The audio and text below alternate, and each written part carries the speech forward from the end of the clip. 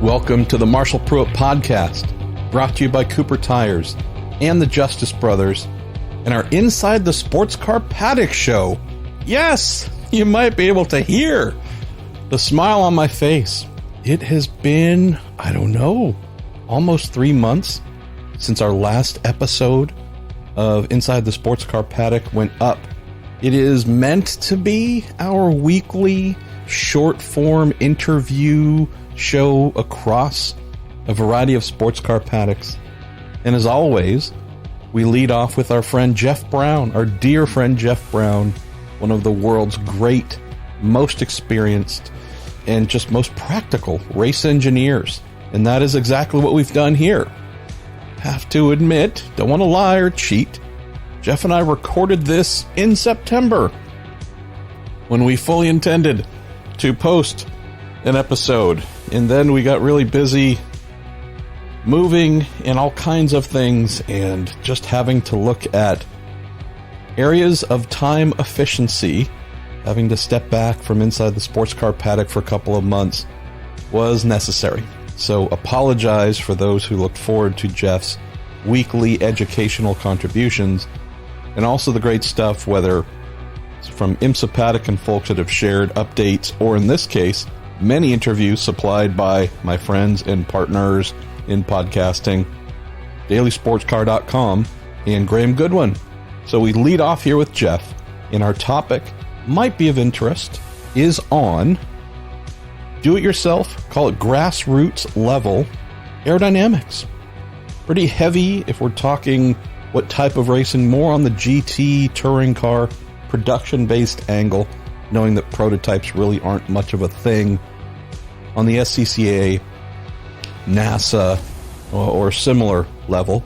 But that's what we got into here. So primarily talking about do-it-yourself aero, what you need, what you want, what you're looking for, how to do some things, all courtesy of Jeff, who's just, it's a beautiful, big and beautiful mind. And then we move into a series of interviews, first being the ACO's top technical man, Vincent Beaumesnil, technical director, frankly, for all that we do with the ACO and the FIA World Endurance Championship regulations. Speaking with Vincent, that was a conversation Graham had about Hypercar. What's coming next year is the brand new top category and formula there. A little bit of question marks and confusion maybe on some recent communications out of the ACO and WEC, so that is where Vincent and Graham focus their time. And then we close with 5 interviews from the recent FIA Champions Celebration held with drivers, title winners. So we kick off with, following Vincent, the amazing Jacky Ickx, the original Mr. Le Mans. He is followed by his successor, Mr. Le Mans, Tom Kristensen. Then we go to Martin Brundle, then one of my heroes, and amazing to call him a friend, Hans Stuck. And we close with just truly amazing, the first among these gents in this category, Bob Garretson, a Bay Area man here, done pretty amazing things on the Porsche front. And so we close with a short conversation with Bob. Just delightful stuff. So, from Jeff Braun to Vincent Beaumesnil, Jacky Ickx, Tom Kristensen, Martin Brundle, Hans Stuck, Bob Garretson, this is a bumper lineup for the return of Inside the Sports Car Paddock, all brought to you by Cooper Tires and the Justice Brothers. It is Inside the Sports Car Paddock, which means we're going to start off by getting ourselves smarter in the brain, courtesy of my pal Jeff Braun, in the lovely city of New Orleans, yeah. I'm hanging out here and on my way back from the Homestead Ferrari Challenge race, a little night at the Monday Night Football game to see the Houston Texans probably not beat the Saints, but we can hope. We're hoping. So normally, Jeff, the topics we discuss on an engineering standpoint, something technical, we often delve into the minutia of zillion-dollar pro racing cars, could be an Indy car, could be a prototype, a big GT vehicle. We're going to do that, but we're actually not going to start there. This week's topic is going to be aero tuning, and figured since you and I have pretty deep backgrounds with either home-built things or just vehicles that were not off-the-shelf spec, call manufacturer A and order part number B, and you just bolt it on and you look at the lovely spreadsheet or otherwise to see exactly what it's going to do. You and I have a fair amount of background in, we have a shear, we have a brake, we've gone down to the local metal supply joint and gotten sheets of aluminum or otherwise. Let's cut it and bend it and drill it and bolt it on to the fender of the thing or whatever it is. Let's start with aero tuning, more of a do-it-yourself mindset for those running their cars. I'm thinking probably more sedan, could be a GT-style thing, but something more in the SCCA club racing or NASA. You're going to go do some solo stuff where front traction, front grip is often the thing you're working for and trying to find the most. Where should we start? It's great, and as you point out, you can do some pretty powerful things pretty cheaply. So, front grip's almost like you said, what you're looking for. And let's start. There's a few things we can do, and I'll just explain a couple items that you can build and try, and it won't cost you much to try them. So, at the very front of the car, most production-based sedans have some sort of bumper, and that bumper is some height off the ground. And what happens is, as you drive down the road, obviously, you get air underneath the bumper, underneath the car, and that air slows down because of the radiator and the frame and the steering rack and the suspension components. All that air gets slowed down, creates a high pressure underneath the car, and tends to lift the car up or lighten the front of the car, which makes it understeer because the tires aren't pressed into the ground as hard now because you have this big aerodynamic high pressure underneath the car. So one of the simple things you can do is just try to stop some of that air from getting underneath the car.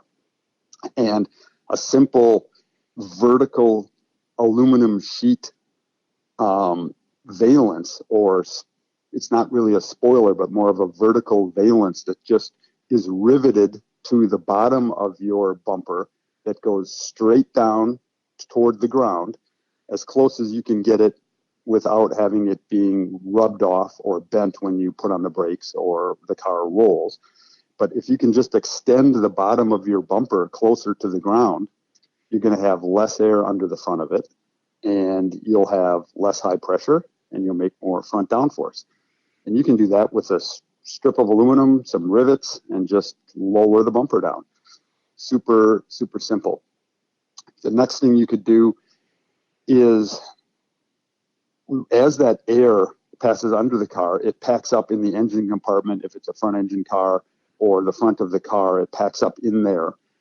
And if we can prevent it from getting there with that vertical spoiler extension at the front, or if we can extract that air, it will be better, because as the air gets in there, if we can give it a nice path to get out from underneath the car, so it's not pressing up and making lift, that's an advantage as well. So one of the ways that can be done really easily is with what's known in the racing world as an S-flat.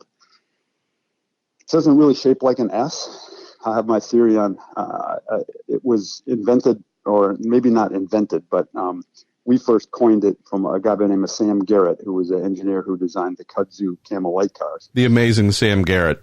The amazing Sam Garrett, super smart guy. Got to work with him for a long time at Jim Downing's, and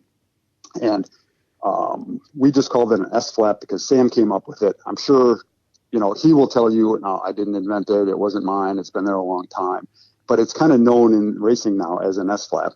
And so what it is it's if you picture let's say you're looking at the side of the car at the front wheel.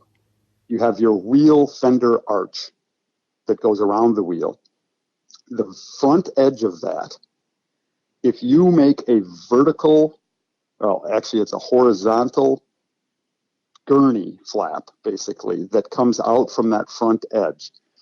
So it goes all the way to the bottom of the front edge, leading edge of the fender arch, and goes up to, maybe 3/4 of the way, maybe to the top of the tire.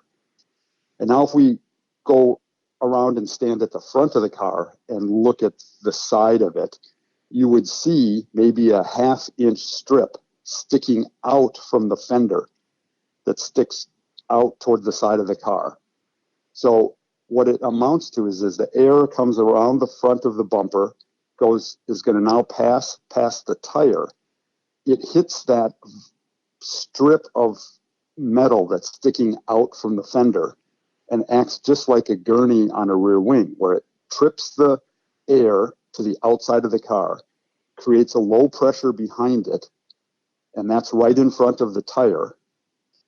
Now there's a low pressure there. So the high pressure that's built up inside the wheel well that's lifting up your car is now being extracted into this low pressure region and out of the fender.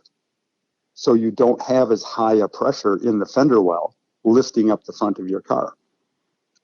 You can rivet that to, it's a little strip, maybe 1 inch wide, 1/2 inch sticks into the fender well. You rivet it to the inside of your fender, and away you go. Cost you, $10 to build, and it will absolutely make more front downforce.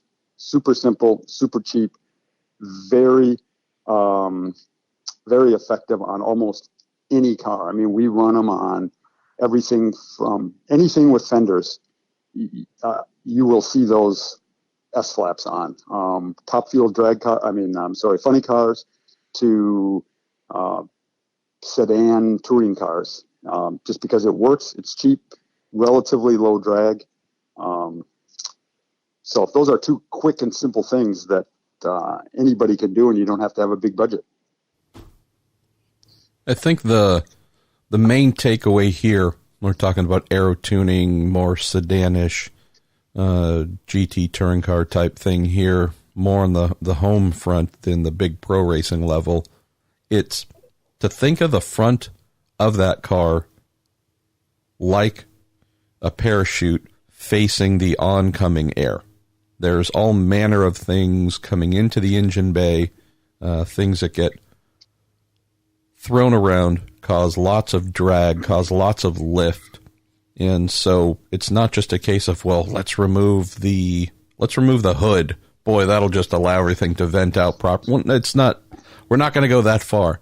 But right. To Jeff's point, whether it's the S-flap, whether it is venting the back of the fenders, whether it is just trying to find creative ways to take that air that is coming into the front of the car, hitting a lot of solid things, slowing it down, causing turbulence, causing drag, also causing lift.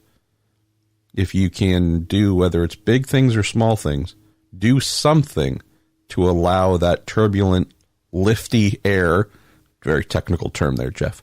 Yeah, no, it's right, though. Do something to try and help it out, help to extricate that problem. Think of it like a caged animal that's causing all kinds of problems at the front of the car, and you're looking for ways to open a door to let the thing out. Exactly. That is going to be a huge help, whether it is improving your front grip, improving your speed, your ability to make hopefully impressive speed, not having to fight the air as much to cut through it. Also beneath the car as well, which you mentioned, Jeff. If you can discourage air from going beneath the car and causing turbulence there and slowing you down, there's a lot of smart things. They're different from a splitter. A splitter is a very unique item that is a lot different than what we're talking about here, of just simply trying to extend down from the bumper to discourage. Maybe we should talk a little bit, while we're sticking on the do-it-yourself front. We do see a lot of folks show up for, it's a time attack, it's a whatever it is, with a splitter attached to their sedan, their GT, their whatever it is. Let's talk about that a little bit, because we're talking aero tuning. Splitter is a very powerful tool.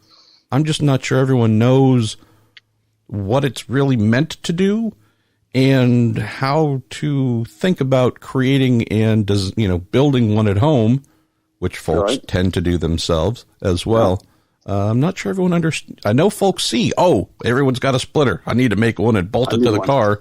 What is it there for, and what are some of the things that should be considered while coming up with that design? Yeah, well, it's a relatively cheap thing to do. It takes a little more engineering than the things we just talked about. But so first of all, just so everybody understands, a splitter would be a horizontal surface that sticks forward, usually forward of the leading frontmost edge of the bodywork. So like a lip that sticks out from the front of the car. I think the British will refer to something like that as a tea tray at the front.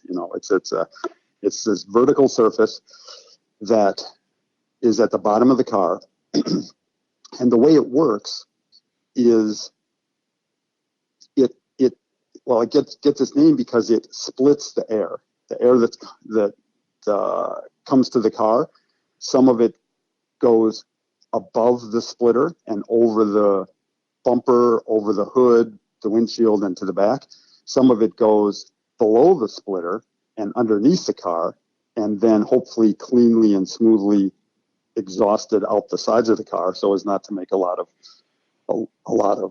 lift.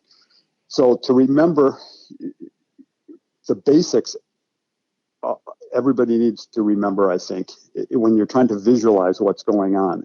And visualizing aerodynamics can get you in trouble. It gets me in trouble all the time because it's super complex. We talked about CFD and how that works in some episodes before. And so, my inability to be able to predict that. But one thing I can say is slow air that's moving slowly, is high pressure. Fast air that's moving quickly is low pressure. So if you picture air rushing toward the splitter at the front of the car, and the air that goes over the top of the splitter pretty much immediately contacts the bumper, the vertical surface of the bumper, and is slowed down.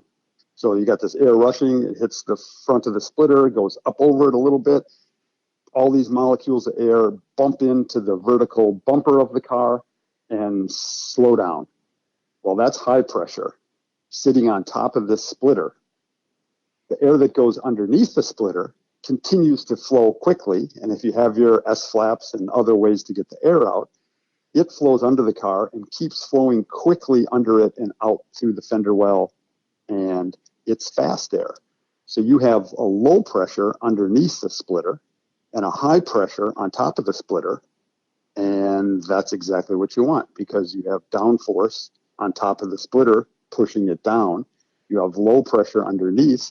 You've created a wing, which is exactly how a wing works. High pressure on top, low pressure on bottom. You make downforce. So we even call splitters, we'll call it, a lot of sports car people will call it a front underwing because it works like a wing. And it doesn't even have to be shaped like a wing. So it's better if it is. And then it gets very complex on how the wing works, the underside of the wing works within ground effect and at various splitter heights, and you get pitch sensitivity and all sorts of complex things that can be a problem.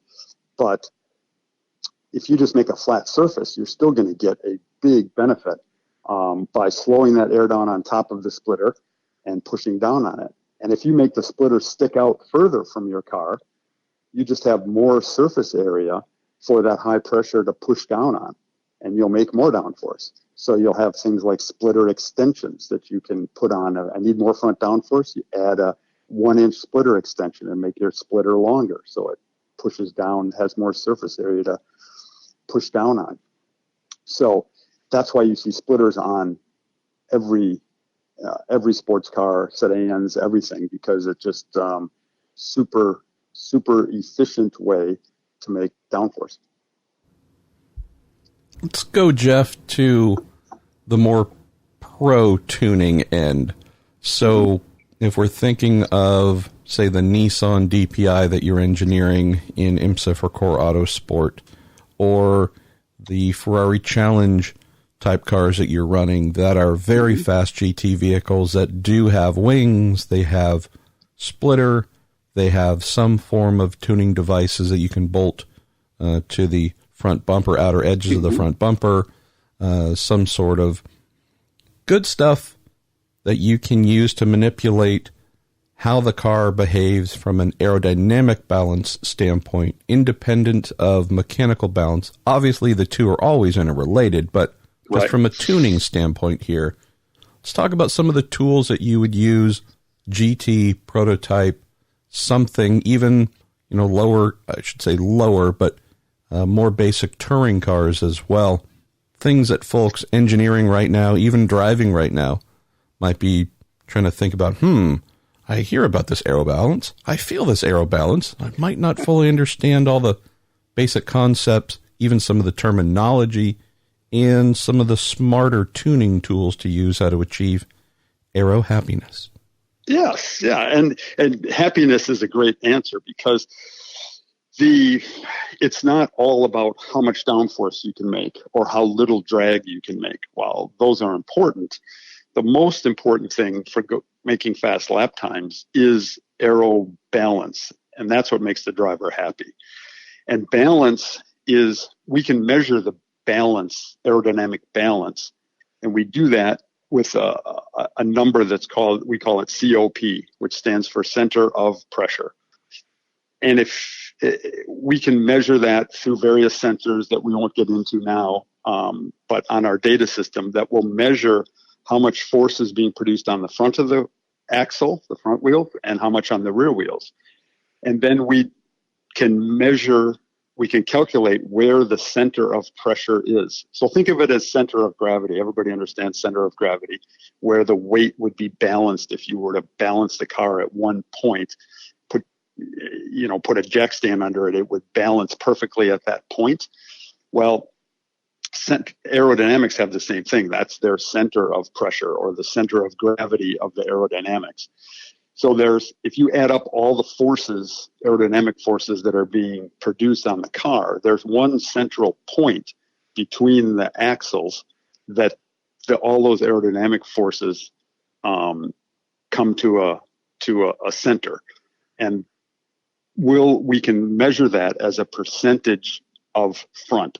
So we'll have 45% front, we'll call it. The COP is at 45%. That means 45% of our total downforce is on the front axle, 55% on the rear axle.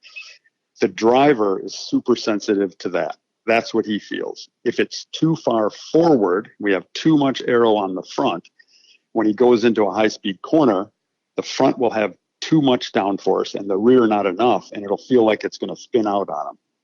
If it's the other way, if the center of pressure is too far to the rear, the car will have too much downforce on the rear, and you'll turn into a high-speed corner, and the front tires won't turn because they don't have enough downforce on them, and it'll be very understeery or pushy. Drivers feel that balance, center of pressure balance, much more than they feel the amount of downforce. So that's, once we get to the racetrack and we're done designing, or if you have a homologated car or whatever, you're not coming up with new parts. You're just trying to tune that center of pressure balance for the driver the best. We can use, the rear wing's the obvious one. Everybody sees the rear wing. You can obviously change the angle of the wing. If you tip it up more, it's going to make more downforce at the back, which moves the center of pressure back. You can put, everybody's seen the gurney, which is like a little vertical strip on the trailing edge of the wing. You can put taller ones on, that makes more downforce. You can put shorter ones on, makes less downforce. And each one of those changes, the goal is to change the center of pressure to get it correct for the driver's feel. At the front, we can change the splitter, maybe splitter extensions. We can put dive planes on the front A lot of people have seen those little dive planes. They look like little fins that are on the sides of the front leading edge of the nose. Lots of GT cars have them. Almost every prototype has them. And you can put big ones, small ones. You can put two of them on. You can put one or none. And we're just moving that center of pressure to get the balance right. Each one of those changes we do has a knock-on effect. And almost always, well, I would say always, when you add downforce, you also add drag. And the holy grail is something that produces downforce but no drag. That's kind of like, in engine terms, making more horsepower and getting better fuel economy. It usually doesn't happen. It's very difficult. So if we put the wing up at the rear because the car's oversteering and wants to spin out, and we need the center of pressure to the rear, so we put more wing on, we've now added more drag, and we go slower in a straight line. That's bad. So each one of these changes we make has a efficiency effect. How efficient is it? If it makes 10 pounds of downforce because we added a dive plane, let's say, at the front, and it makes 10 pounds more downforce, but makes 10 pounds more drag, it has a efficiency of 1.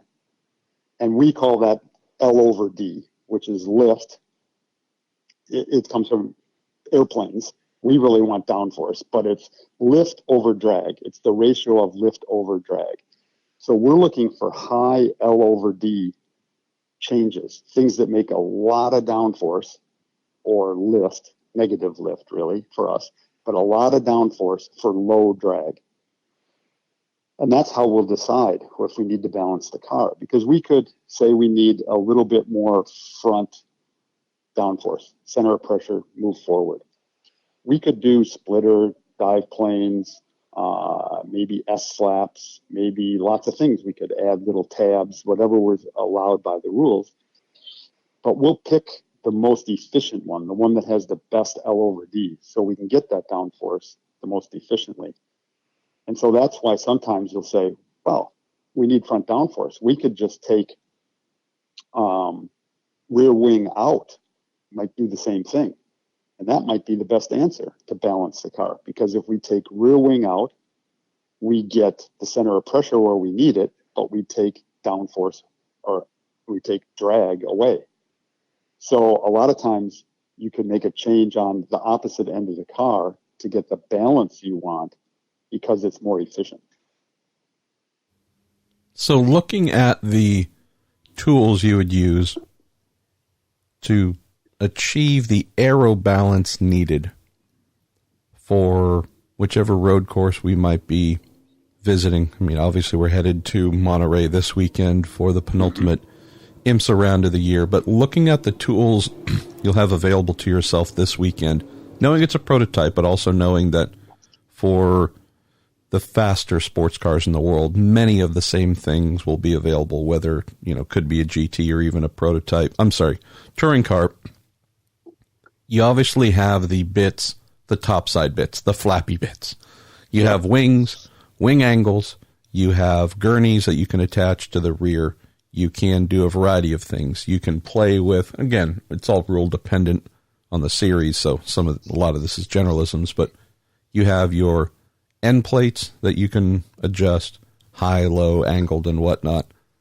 Let's talk about beneath the car, though, Jeff, because that's the area that I think not only is it literally not something that folks can see readily or easily, but also something that maybe from a tuning standpoint, folks don't necessarily think to go to first. I mean, obviously, plenty do, but it's not always something that everyone thinks of, need to tune. Instead of actually adjusting the aero foils or bolting on something to the front of the car or taking something off to achieve that effect, you can do some pretty powerful things beneath the car. Again, depending on rules, if you have a splitter, you might have the ability to add or remove strakes there. You, at the back of the car with the diffuser, might have the ability to add or remove strakes there. You also have ride height, and you have rake. I guess between those areas, why don't we close on that? Because, again, beneath, the stuff you can't see or you have to get on your hands and knees to play with might actually be the smartest area to think of first. Absolutely. It's a lot of the things underneath the car are changes that you can make are highly efficient. They have great L over D numbers. So we go to those quite often. And depending on the series and what you're allowed to do, you have lots of options or very few options. But we look at the underneath of the car, and it is truly, and we call that surface the underwing. And it's a wing underneath the car. And I would recommend to anybody that's going to, what is it now, WeatherTech Raceway Laguna Seca this weekend, when they walk around the paddock, you'll see a lot of the prototype teams will have their front, the noses, we call it a quick change front, QCF. They'll have that setting in a rack someplace behind their garage area, behind their pit area, to go look at that and look at the underside of it. Don't look at the top side where the headlights and all the stickers and cool stuff is. Look at the underside and look how that is shaped. It's shaped like a wing. It truly has a wing type shape to it. And underneath there are some strakes that are like straightening veins, basically, that keep the air flowing straight under the car, under the splitter. Because you don't want that air to make turns, because anytime air turns, it creates drag, and we don't want drag, and it reduces the downforce. So you'll see straightening veins under there. You'll see the shape of the bottom surface of that nose or that splitter, and compare a Mazda to a Nissan to a Acura, and see what the theory is. The same at the back of the car. In our cars, current cars, we have pretty much flat bottoms, but at the back of the car, once you reach the rear axle center line, it has to be flat between the bottom of the car has to be flat from axle center line to axle center line. But past that, we can angle up the floor of the car, and that acts as, well, it is a diffuser, but it acts as a wing also. You can picture the shape of the floor is flat in the middle of the car, and then it angles up, just like the bottom of a wing angles up. And that makes downforce as well. And you'll see some strakes, again, straightening veins that run across that to keep the air flowing smoothly.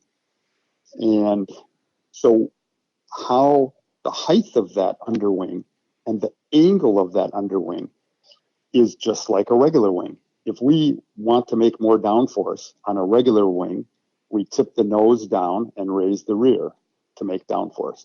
Well, the underwing of the car, the whole bottom surface of the car, is a wing. We can lower the front ride height and raise the rear ride height, and what we've effectively done is tipped our underwing to make more downforce. And it's moved the center of pressure forward. So a lot of times we'll come in and make a ride height change to the front or to the rear, and it is purely to make an aerodynamic adjustment. It's a mechanical adjustment to our suspension that we're doing aerodynamically. And to take that a step further, we'll actually even pick spring rates maybe as an aerodynamic change. Oh, we went stiffer front springs because the aero was wrong. And people will be like, wow, how does that work? It works because the angle of the underwing changes when you put on the brakes. The front goes down, the rear comes up. And when you accelerate, the front comes up, the rear goes down. And so that center of pressure we talked about earlier isn't always in the same spot. It changes constantly around the racetrack. And if it's changing too much, the driver can't anticipate what his handling is going to be. And he slows down because he's not sure if it's going to spin out or understeer. So we might put stiffer front springs to keep it from diving so much and to keep the center of pressure from moving forward so much and changing the handling. you'll hear drivers sometimes talk about pitch sensitivity, and that's what that is. The pitch of the car, the aerodynamics are very sensitive to the pitch of the car. And designers will work hours and hours in CFD and in wind tunnels to reduce that pitch sensitivity by designing the shape of that underwing, the front of the car, but to design it so it has less pitch sensitivity. And that's where you can go look at the different design characteristics by just looking at those parts that people stack in their body part racks. It's pretty interesting, but super efficient way to make downforce. Very complex. Spend a lot of time in the wind tunnel and in CFD on the underside of the car, the part that, you spend more time working on the underside of the car than you do on the top side of the car for sure. That, my friend, I think is a very good opening salvo in Aero Tuning. I know that obviously we have Monterey this weekend. A few weeks later, we will say farewell to the 2019 IMSA season at Road Atlanta. Yeah. I'm thinking it might be fun as we start to get into the off season to add a little bit of a inside the sports car paddock, Jeff Braun makes a smarter opening segment tweak and go to a format, not all the time, but as we do in some of my other weekly shows, go to listener Q&A, because we've spent hours upon hours upon hours this year. I think we're up to almost episode 30. We spent a lot of time telling folks things and trying to educate them, thanks to you. I think it might be fun, having done that, to say, all right, maybe we said something that piqued your curiosity. Maybe we haven't covered something you're interested in. Maybe we'll do a couple of weeks. Who knows? If you're in agreement, do just some straight up Q&A. I love it. I mean, that's all. I would say 95% of our topics have been from listeners who have written you or I and asked us to talk about them, but we do generalize. The only thing I caution everyone on for sending in questions, I don't know things like what's the proper front spring rate for a BMW M3 with 300 by 60 by R10 Michelin Super Comp tires in SCCA Class B6 rally racing or something. I don't know. I can't help much with that kind of stuff, but it would certainly be fun to talk about specifics of, certain aspects of engineering and how you would attack certain things, or even if you have a problem with your car that's doing a certain thing, you can talk about some generalized areas to look at or to try to help you go faster, because that's what it's all about. Actually, gotta correct Jeff there. We do actually have answers to any and all such things like that. Oh, good. It's we're going to default to the answer to life, the universe, and everything. It's 42. So 42. Yeah, whatever. Okay. What kind of tire pressure should I run on my 1937? This, that, and the other. 42. 42. Spring. What's the optimal COP? 42. 42. Okay. Yeah, exactly. Let's talk polar moment of it. 42. 42. Yeah. So yeah. But yeah, I think that just might be fun, because part of this could be, hey, man, I've been driving my thing and it's been an understeering pig and I've tried all kinds of stuff here, and throw some ideas at us about what you've done. And it might also be some of the other stuff that's a lot of fun. Hey, Jeff, what led you to where you are? Where should I start? Or, hey, Pruitt, what led you into race engineering at some point? And I can tell them that story, which will hopefully be depressing and eventually lead them to becoming a journalist. So to other things, right? Exactly. Yeah, no, I think that would be great. Let's, any of those kind of things, from career stuff to things we've done in the past, would be, let's hit it up. I love it. Jeff, thank you as always. Now, on a quite crackly phone line at the moment from France, delighted to be joined by Sporting Director of the Automobile Club de l'Ouest, Vincent Beaumesnil. Good morning, Vincent. Good morning, Graham. Now, thank you for giving the time on what's a Sunday morning. Very much family time, I'm sure. But, I think you and I both agree that perhaps a little clarity is needed on the announcements that have been made over the last couple of days to do with the class we now know will be called Lebon Hypercar. In particular, Vincent, can you explain the philosophy of the rule that's now been introduced for this linkage with a car brand? Oh, yes, of course. The first thing I want to say is that we need to be very linked to, and you must be very focused on what is written on an announcement. We have introduced some rules that will enforce cars to race under an automobile brand. We speak about the brand. We don't require a manufacturer to commit himself, but in the philosophy of Alpine and Horus in LMP2, we believe today that by encouraging this, we will also bring some more support to private teams and also to expand the field of cars racing. We think that the concept of hypercars basically is to have the most extreme cars in the world that we see on the roads, and also to provide to the fans and the media a field of cars that they can clearly identify as a brand. We know that brands are very popular, and we have introduced this system to encourage this. Then, obviously,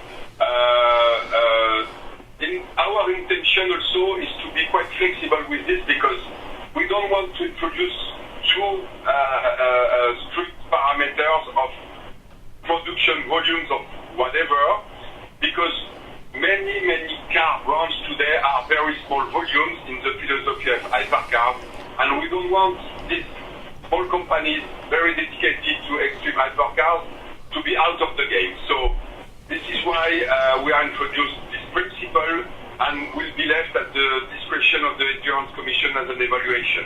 And that principle of leaving the catch-all with the Endurance Commission presumably is left in there for a positive reason, to find a way to get the cars onto the grid rather than to find a reason not to. Exactly. This is a way to encourage, and also to make sure that we have something which is in line with our intention and principles. And the only intention is to provide some support to the team, provide some opportunities of securing nice brands coming on the game, and we feel that our fans and media have a great expectation on this. So to be clear here, the proviso is that a car brand must be linked to every programme. What they do with that link is subject to a declaration from the brand, and then subject to approval from the Endurance Committee. That might be marketing-led, it might be an engine supply, it might be that it's a manufacturer with some kind of alliance with a private team. Yeah, there is no specific criteria on this.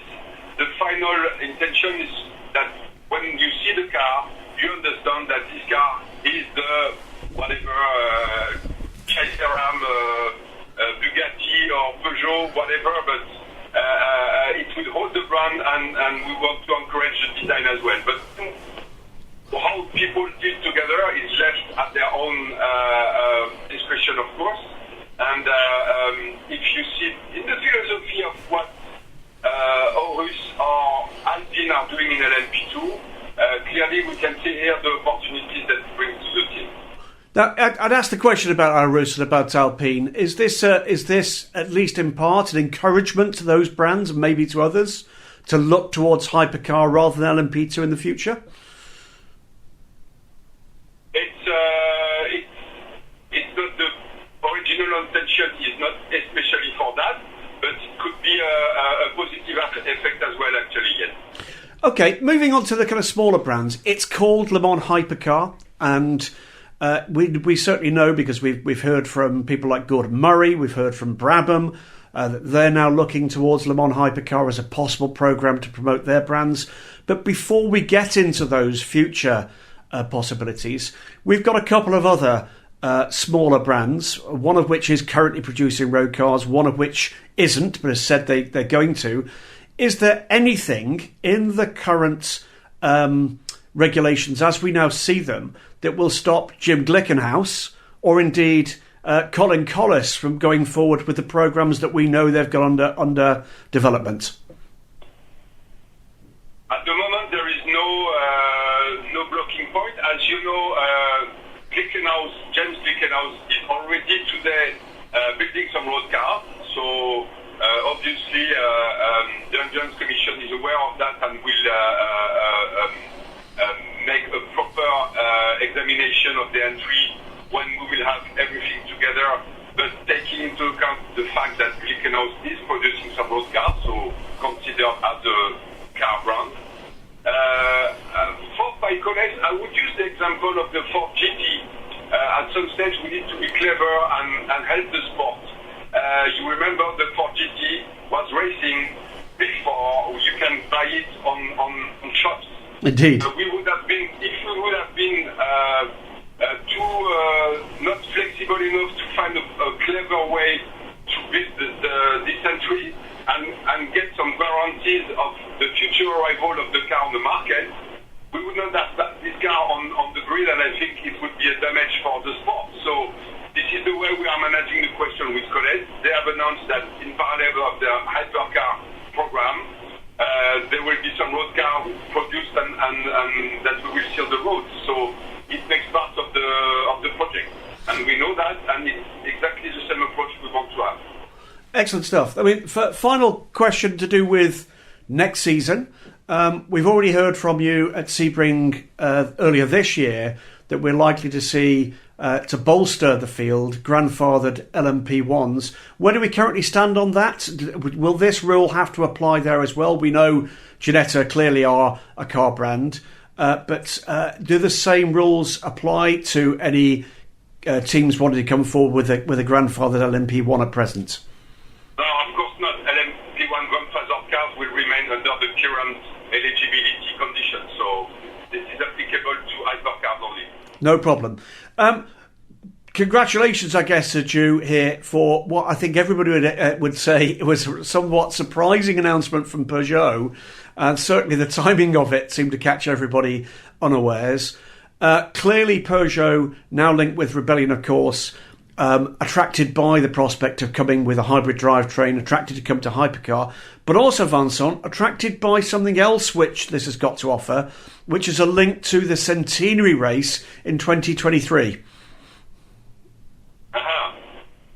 Well, I think, obviously, maybe better to ask to Peugeot directly, but Peugeot, we have been working with them for a long time on having them coming back to us. You'll remember that we have been very committed 2 years ago already to discussion with Peugeot. Finally, we did not make it happen at that time, and I think we have been changing our concept in the meantime, and especially we have been able to get some very, very strong results in terms of budget,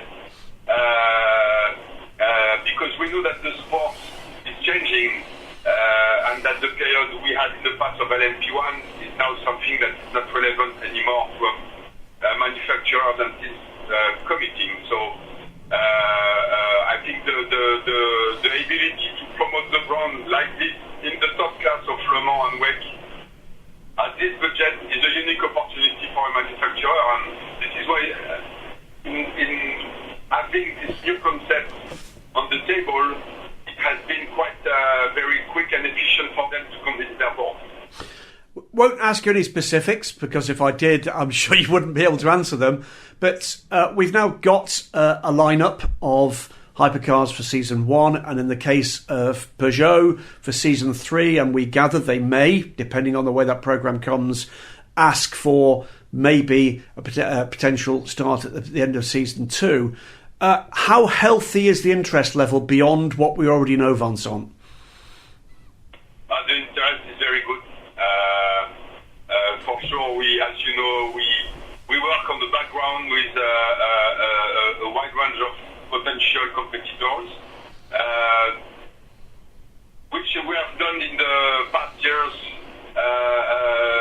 as you imagine, people like Aston Martin, Peugeot, or Glickenhaus, we are starting discussion with them many months before their announcement, so it's what we are continuing. So I think the platform is good, and it brings some new answers to the expectation of the manufacturer. So I would say I'm quite confident there is more to come, of course. That's excellent news. Let's talk a little bit about LMP2. You also made the final announcement as part of the communique from the ACO about the package that will apply to have the current LMP2s, if you like, falling into line with the revised performance of the Lebon Hypercars.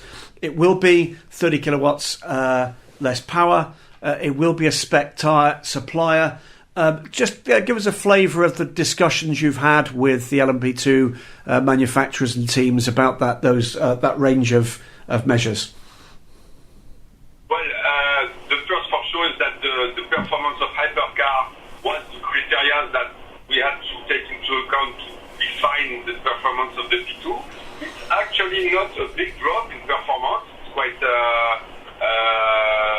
the cars will be quite close from what we have today. Then the second point, for sure, we have been discussing with nearly, I would say, all the LMP2 teams. So it has really been a teamwork between teams and manufacturers with us to make the right decisions, taking into account the technical and the financial aspect. And clearly, the result of that, as you know, is that we are not touching at all at the cars on the chassis rules. It will be exactly the same, which is the best approach for the team. And then the performance reduction has to be achieved by a combination of parameters, because if you are too brutal on one parameter, this will affect too much the category. So here we have a drop of power, but if we had dropped the performance only with power, we would have probably faced some top speed issues by the cars racing together with the GTE. So with this figure, we still have some cars that in their drivability make the overtaking in the traffic still comfortable for drivers. So the rest of the performance, we have to find it through tires. And this is achievable, obviously, only if we have a unique tire manufacturer. So this was the main reason. And with this, we have really found a good balance that keeps the LMP2 very close to what we have today. It's a very successful formula for the drivers, the team, and we wanted to keep this balance. And by making a combination of engine and tires, we have been able to keep this balance very close to what we have today. Okay, two final questions, both about Hypercar. The first is a final clarification, which is, and to make it very simple, you are the man that will have the best idea as who's involved, definitely, who might be involved, who is talking about being involved. This change... Sorry, I did not hear. My suggestion is that you are clearly, as sporting director, fully appraised of exactly who at the moment is interested in coming to Hypercar. Are you aware of a single programme at all that would be negatively affected by the rule set we heard this week? No, absolutely no. Do you see this as being something that privateer teams will see as a positive moving forward, correct? Sure, obviously. Final question is this. The other hot topic... We need to explain clearly to everybody that these rules are here to encourage projects and not restrict them. But we need to understand also that this system will be a way to pull the category up in its strengths on the marketing side and communication side, and the ability we have to have more fans, but not only fans that we already have today, but to bring a wider audience of people. This is really the target. Excellent. Final question. The other hot topic, Vincent, about the top class of endurance racing has been for some time the fact that we've got these two parallel processes. We've got the process with the ACO, with FIA WEC, with Lebon Hypercar. We've got DPI in the United States. Both have had their successes. Both have had their challenges. Are we going to see continued discussions about the potential for those two rule sets to come together in some degree at least? As you know, inside an ACO, we are partners for many years now. This was the Don Pano's heritage that we have been continuing together with our friends of the IMSA and NASCAR. We are connected, I would say, nearly every day with them, speaking about our projects and what we do. So we are still in permanent evaluation of how we can make our sport better and progressing together and evaluate the future together. But it's the only thing I can say at the moment. Vincent, for the moment, let's leave it at that. I hope we're going to see you in Bahrain in just a few days' time. Well, it'll be a little warmer than it is here in the UK, and I'm sure a little warmer than it is there in France at the moment. Hopefully a little bit of clarity added there. Thanks again for your time. Thank you, Graham. With Jacky Ickx after the FIA Hall of Fame for World Endurance Champions. Jacky, that was some events and some real stories from the stage there.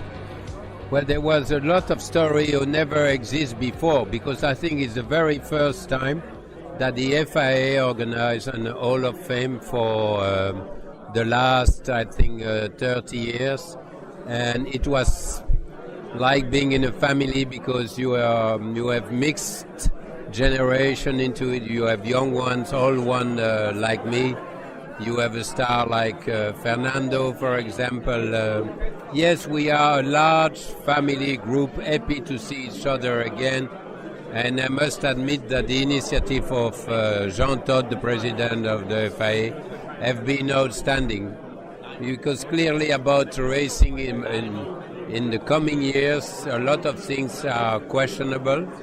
And but the spirit was really fantastic, really unique in my point of view, and in racing so many progress has been done, and it was a lovely opportunity to remind to all of us that the guys who do the job, you never see them.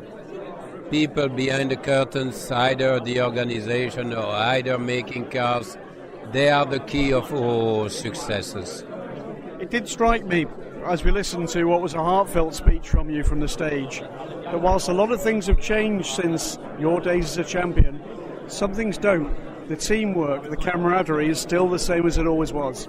Well, that's one of the nice aspects that you still can see today. Yes, I come from a time in the 70s, 60s, the 50s and pre-war were even more risky than it was at the time, but we never thought about it, huh? The thing was to enjoy, to try to win races, and it was a time where everyone could do any kind of racing, from saloon, Formula 2, long distance, Formula 1. It was a different time, but you can see the new generations today are really outstanding. They do so well. We look back and we look at what we call now golden eras, and one of the golden eras certainly was your era in sports car racing in Group C. But as a man who came through that and had such outstanding success, what do you look at now in the modern era and admire and enjoy? Well, you know, at the start I wanted to be a gardener. I never thought I was going to be a race driver. But you're right to say I've been very successful. I was going to say, unfortunately, no. I'm happy to have survived to it. But now I'm a man on almost 75 years old. I'm not the same person anymore. I see it from different point of view, and probably I'm much more open-minded than I was when I was 25. But the joy is to see the new generation in our modern life, whatever it's racing or not, the new generation in our society will change this world. I hope so too. Jacky, an absolute delight. Thank you. Tom Kristensen, Yes. the FIA Hall of Fame World Endurance Champions. It's a room full of legends. Did you enjoy that? Yeah, it's a fantastic room. It's full of people from the best part of motorsport in the world, endurance racing, sports cars, and then really applauded by the FIA and giving really a great place in our sports history with inducting us into the Hall of Fame.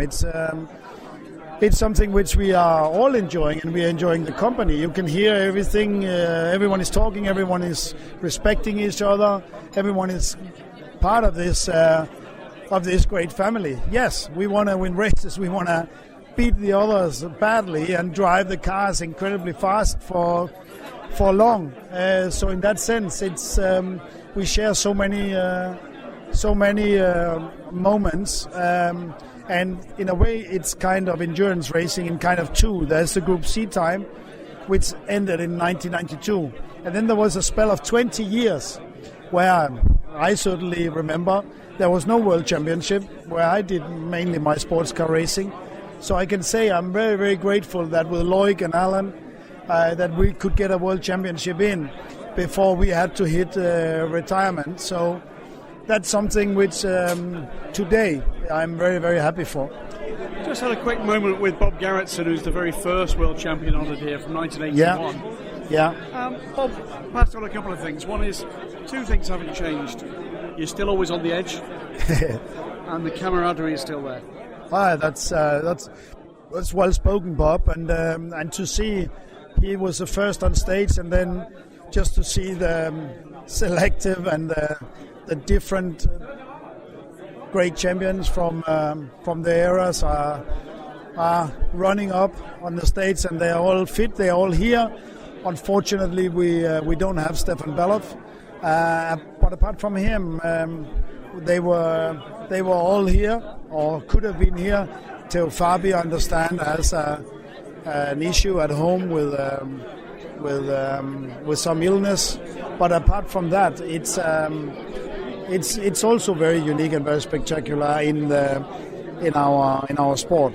And that speaks to something Jacky Ickx said up on stage, where he spoke passionately about the work that's done behind the scenes, the fact that we're in a different age. You spoke also about a significant man we lost in our time, Alan Simonson. But the reality is we still do have 28 of those 29 champions that still could be here. And that does speak, doesn't it, to one major way in which the sport has progressed in our era. Certainly, and that was certainly I can only applaud the speech that Jacky made. It was spot on in many ways, and the sport has certainly been safer. There's also the respect. There is this kind of, we are racing hard, but there is a camaraderie. There is a bond between us in endurance racing and in sports car racing, which you see, and which you feel, and which we live, and that's certainly also part of it. It has been the best part of my racing career has been done in sports car racing. There's no doubt. Certainly, you grew up in karting, and you love the time there. You get all the skills, you get to work, but where you are settled back, just speaking to Dr. Ulrich before you touched on me, and we both agree that it's the best time we ever had is certainly the That's okay. Pierre Fillon there, rudely interrupting.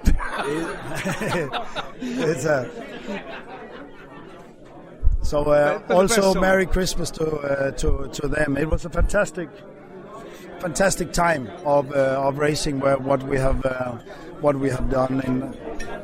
Well, Tom Kristensen, world champion, multiple Le Mans winner, multiple WC race winner, and now Hall of Fame legend. Thank you very much indeed. Happy to be here. Thanks very much.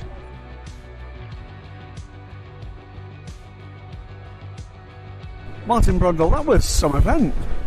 Oh, it's wonderful, isn't it? So many famous racing drivers and important people in the world of sports car racing. being recognised. I mean, some of us 30, 40 years later, which makes it feel rather unique to say the least. So thank you to the FIA and John Todd and everybody for creating this World Sports Car Champions Hall of Fame, and I'm very proud to be in it. You're pretty unique amongst this company in that you've got skin in the game still now, in the current era, with Ickx coming back in LMP2 being extremely competitive.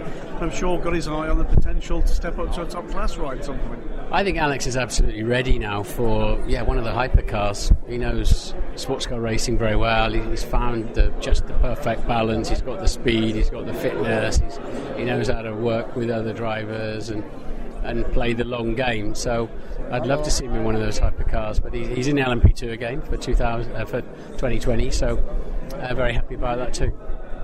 Tell us a little bit about in your principal area, if I'm not being rude about that, the contrast between Formula One and sports car racing. It was a very different sort of challenge, not quite the 24-hour sprint that it nowadays is.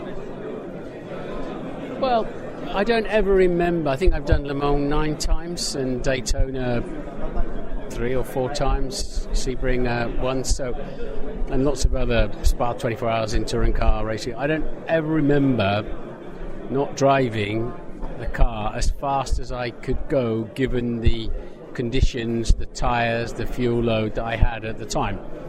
I've never known anything other than driving as hard as you could, and that was because somebody would go flat out and finish, so you all had to. So reliability seems a bit better these days than it used to be, but nonetheless, we had 5 Jaguars at Le Mans, 15 drivers, and actually if you look at the distance covered in a day, it used to be the equivalent of a Formula One season of races. It's an immense undertaking logistically. So I never left the Formula One paddock thinking, let's go and just have a bit of fun in the sports car paddock, because it was serious stuff then. We had a lot of manufacturers fighting for especially a Le Mans victory and the World Championship. It was a huge undertaking. So I don't think it's ever been that different in terms of the level of excellence. The difference for a driver is you've got to share the car and trust another driver instead of wanting to beat him at every single opportunity, and I think that rung very true tonight, and that message came across all evening from drivers up on the stage about that camaraderie, the trust and respect you have for other drivers. So I never underestimate sports car racing. And when I was wandering around the Porsche curves at 4 o'clock in the morning this year with my daughter, watching Ickx go round, it just wows me, the speed. People never mention Le Mans as one of the, what's your favourite circuit in the world? Le Mans features very heavily in my top 3, certainly top 5 of all the great racetracks. It's spectacular out there, and the commitment. And when when you've done 2 or 3 hours in that, and then you're going to get back in, and I think the year I was lucky enough to be part of the winning team, I did thick end of 12 hours or something in the car. It's a serious undertaking. Looking back now, you were part of what most people regard as being very much a golden era in sports car racing. We've had a couple of stabs of that more recently. The peak of the hybrids certainly felt a bit like that. Where can you see the next one coming from in what's an extraordinary time for the industry right now? Well, I think it's a challenge, isn't it? Formula One's got the same challenge of where the motor industry is going.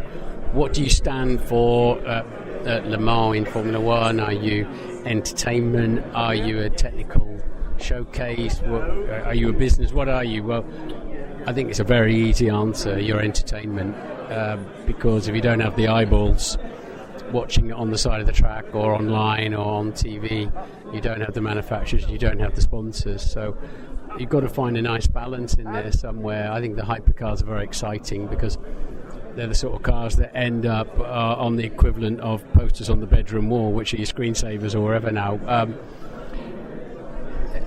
As long as I've watched sports car racing, it seems to have always been boom and bust. Manufacturers come, it's exciting, everybody's in, costs run away, doesn't make sense, goes bang, they all pull out. And I think what it needs is some kind of sustainable budget that gives everybody a chance to showcase their brands, their competitive spirit, their technology. And let's be honest, the platform's Le Mans, isn't it? The Le Mans 24 Hours energized the rest of the championship as well. That all sounds really easy, doesn't it? But as the industry, the car industry, faces the challenge of funding, electric, fuel cell, autonomous cars, I think they're all floundering around. I'm not sure that motor racing decisions are top of their priority list at the moment. But I think the World Sports Car Championship, or whatever it's labelled as at any given time in Formula One, has to jump and scream and shout and make sure it's relevant, make sure it's noticed. In a room that's just dripping with legends, Hans Stuck, that was quite an evening. It was an incredible moment, especially getting good memories back and then seeing all the drivers we have been with. And I like today the span between old and young drivers. There was a couple of generations there, and that shows on the other hand what an important race Le Mans is for everybody. Whether if you're a Formula 1 driver or champion, one time you want to be a big one, you have to win Le Mans.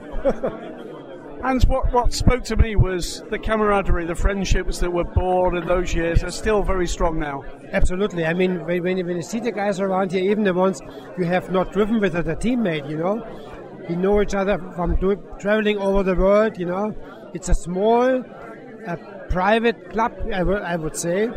And we all know, because life can be over pretty short, So we know what we are living in, we know we are respecting each other, and that's where the friendship comes from.